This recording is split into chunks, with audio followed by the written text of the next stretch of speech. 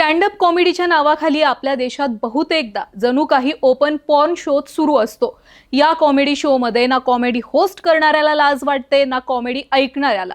मुळात हे comedy show म्हणजे एक प्रकारे अश्लीलतेचा कळस झालेत।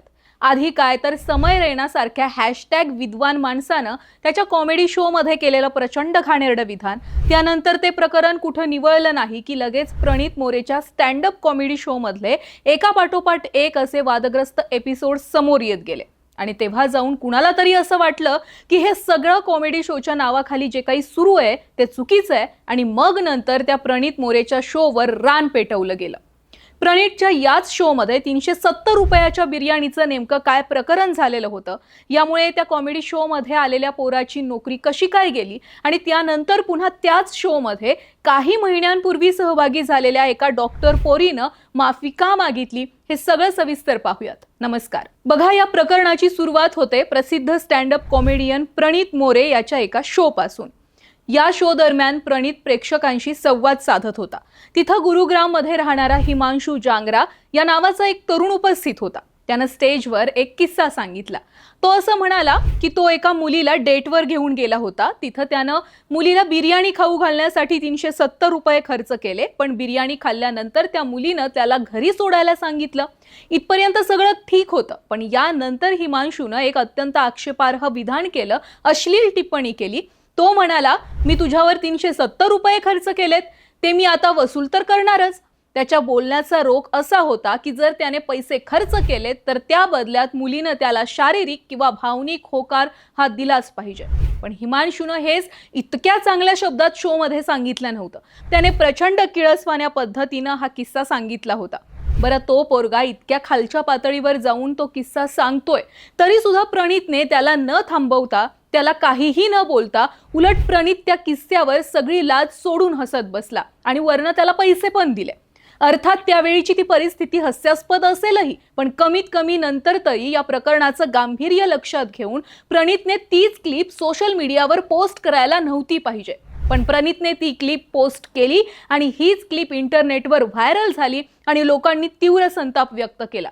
बघा, नात्याला व्यवहार समजणाऱ्या आणि 370 रुपयात एखाद्या पोरीच्या शरीराची किंमत करणाऱ्या त्या तरुणाच्या मानसिकतेचा प्रचंड विरोध आणि निषेध केला गेला। या सगळ्यानंतर कुठं प्रणितला त्याची चूक उमजली आणि त्यानं झालेल्या प्रकाराची माफी मागितली। पण प्रणितचा हा उथळपणा काही आजचा नाहीये। याआधी सुद्धा त्याच्या शो मध्ये कित्येकदा अश्लीलतेची सीमा गाठली गेली आहे। विषय हा नाही की त्याची कॉमेडी चुकतीये किंवा त्याला टार्गेट करायचंय। मुद्दा हा आहे की कॉमेडी शो संपूर्ण कुटुंब एकत्र बसून बघत असतात किंवा मग शाळेत जाणारी पोरं सुद्धा पाहत असतात। मग या शो मधल्या असल्या विधानांमुळे पोरांची टाळकी फिरणार नाहीत का? समाजात आधीच बलात्कार वाढतायत, त्यात हे असले किस्से ऐकून त्याला फॉलो करण्याचा तरुण प्रयत्न करणार नाहीत का? म्हणूनच प्रणित मोरेच्या या शो मधल्या विधानांवर नाराजी व्यक्त केली जातीये। बरं, या प्रकरणानंतर ज्या पोरानं हे 370च्या बिर्याणीचं आणि मुलींबद्दल चुकीचं विधान केलं होतं, त्या पोराला त्याच्या कंपनीमधून काढून टाकलं। हा वाद पुढे एवढा वाढला की मोठे ब्रँड्स आणि पोलीस यंत्रणा सुद्धा यामध्ये सामील झाले। सोशल मीडियावर झोमॅटो कंपनीचा एक बनावट स्क्रीनशॉट व्हायरल झाला, ज्यामध्ये 370ची बिर्याणी पाठवू का असा मेसेज होता। झोमॅटोनं तात्काळ यावर अधिकृत स्पष्टीकरण दिलं आणि एक पोस्ट शेअर केली। त्यांनी लिहिलं, biryani is dinner not consent, म्हणजेच बिर्याणी हे फक्त रात्रीचं जेवण आहे, मुलीची सहमती नाहीये।